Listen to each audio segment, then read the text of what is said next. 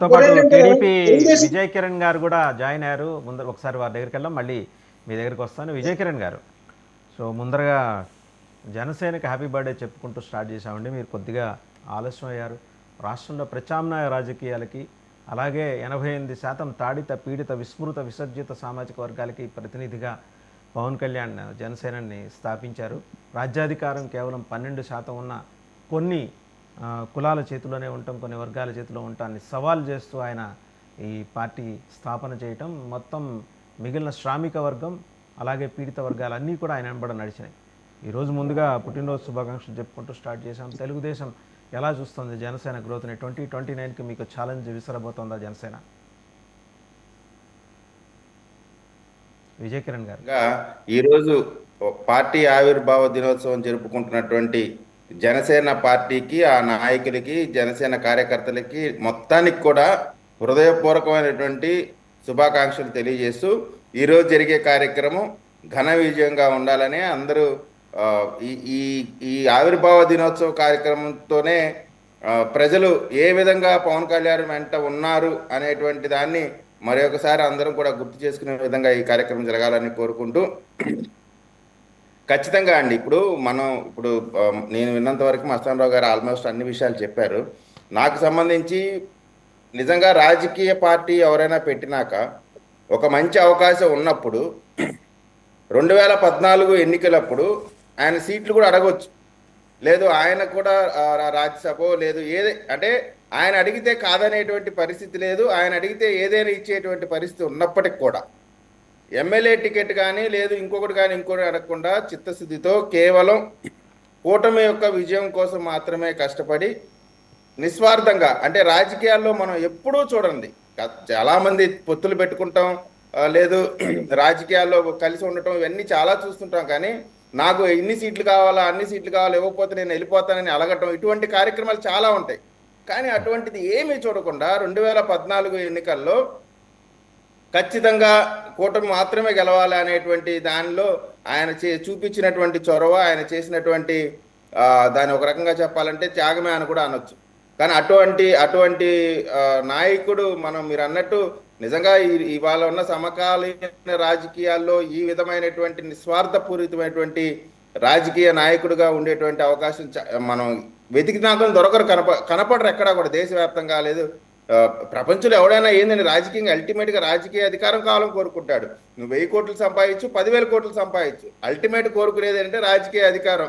కానీ అటువంటిది వద్దనుకో 2014లో ప్రారంభమైన జనసేన పార్టీ 2019లో పోటీ చేసిన 2 సీట్లలో పవన్ కళ్యాణ్ గారు ఓడిపోవటం, గెలిచిన ఒక్క స్థానానికి కూడా జగన్మోహన్ రెడ్డి గారి పార్టీలో కలవటం, ఇవన్నీ చూసినప్పుడు సహజంగా అందరూ ఏమనుకుంటారా, ఇంక అయిపోయిందిరా, ఇక ఈ జనసేన పార్టీని మర్చిపోవటమే అనుకున్నటువంటి పరిస్థితిలో 100కి 100 కొడితే మైండ్ బ్లాక్ అయిపోయింది మొత్తం రాజకీయ పార్టీలు మొత్తానికి కూడా. అసలు ఒక్క సీట్లో కూడా గెలవని పవన్ కళ్యాణ్ గారు ఎన్ని పోటీ చేస్తే అన్నీ గెలవటం, అది కూడా పంబాడిచ్చే మెజారిటీ. ఆయన గెలవటమే కాదు, ఆయన ఎఫెక్ట్తో 164 సీట్లు కూటమికి వచ్చినాయి. అంటే ఇక ఎవరికి కూడా అవకాశం లేకుండా చివరికి ఎంత దాకా వెళ్ళిందంటే, ఈ రాష్ట్రంలో ఉన్నటువంటి 151 సీట్లతో గెలిచినటువంటి వైఎస్ఆర్ కాంగ్రెస్ పార్టీ ప్రతిపక్ష హోదా కోసం ఇవ్వండి బాబు అని అడిగేటువంటి దయనీయమైన పరిస్థితికి వచ్చింది. అంటే ఈ రోజున అసెంబ్లీకి కూడా రాకుండా ప్రతిపక్ష నాయకుడిగా ఉంటేనే వస్తాననేటువంటి పరిస్థితికి తీసుకొచ్చిందంటే పవన్ కళ్యాణ్ గారి శక్తిని తక్కువ అంచనా వేసేటువంటి అవకాశం లేదు. ఆయన చేసినటువంటి చూపినటువంటి చొరవ ఈ రోజుకి కూడా మనం తెలుగుదేశం పార్టీ కానీ క్యాడర్ కానీ పవన్ కళ్యాణ్ గారికి ఖచ్చితంగా వెన్నంటూ ఉంటారు. ఈరోజు ఆయన కార్యక్రమాన్ని మనస్ఫూర్తిగా విజయం పొందాలని కోరుకుంటూ మరొకసారి పవన్ కళ్యాణ్ గారి పార్టీకి, జనసేన పార్టీకి ఆవిర్భావ దినోత్సవ శుభాకాంక్షలు తెలియజేస్తాను. జ్వాలాపురం శ్రీకాంత్ గారు, ఈరోజు జనసేన పుట్టినరోజు జరుపుకుంటుంది. హోలీ కూడా కలిసి వచ్చింది. నేచర్ కూడా సపోర్ట్ చేస్తూ ఉంటుంది అట్లా. ఓకే, ముందుగా ప్యానెల్లో ఉన్న సభ్యులకి, 99 టీవీ వీక్షకులకి, వాసుదేవన్ గారికి శుభోదయం.